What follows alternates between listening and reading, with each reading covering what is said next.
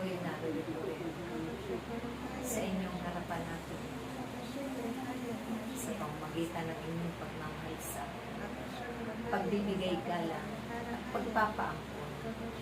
Ito'y isang karangalan para sa akin bilang inyong ina ang langit at lupa. Ako'y itinalaga ng Diyos ang aking kabataan. Subalit ang lahat ay nagkamit ng pagmamahal. Dahil siya lang ang aking kaagatan na bumuna sa bawat gagawin ko. At ito naman ay aking inilalahad sa kanya upang ako'y lagi maturuan at magawin at makalaan. Wala akong sawa na nananalangin na sa kanyang banal na humihingi ng mga bagay na upang ito rin ang aking maibahagi sa sanlibutan sa mga taong nilikha nang sila rin ay mabanal sa kanilang nakulat. Matuturin manalangin o magdalita ang aking banal na sa katurusan na isa ito sa kaligtasan para sa kanilang nakulat. Kaya't naway ang kalibatan sa bawat pangunan. Ako'y inyong ipakilala na ako ang inang nagpagpulas. Ako ang inang din ni Maria ng Fatima na inyong idinadala sa bawat sa pamamagitan ang kapayapaan sa kanilang ay mangyayari. Magaganap. Walang sawa na manalangin kayo ng aking madaling sa Diyos. At sa pamamagitan ng inyong mga pagtuturo kung paano ayusan ang pagdalitan, lubos-lubos na kayo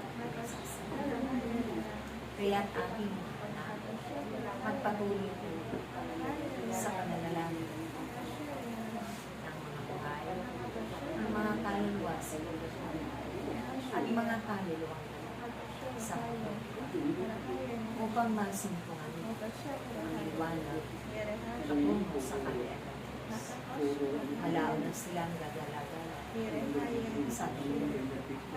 Subalit ang isang ay walang ang kapagbigay sa liwanag upang masugyan ang kaharian ng Diyos.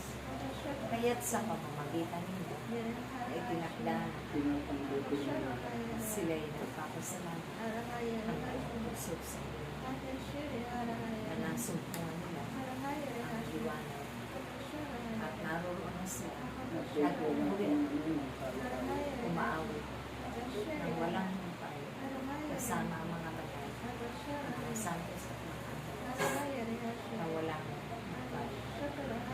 Kaya't kung kayo man ay laging gumagawa at magbabahagi ng mabubuting bagay sa kapwa-tao, walang nasasayang na oras dahil makakamtan din ang kaligtasan at silang ay papakundi sa buhay na walang aking mga anak, ipaisip nyo sa kanila at ituro ng pagdaralita ang aking banal na sangkusan ay napakalaga.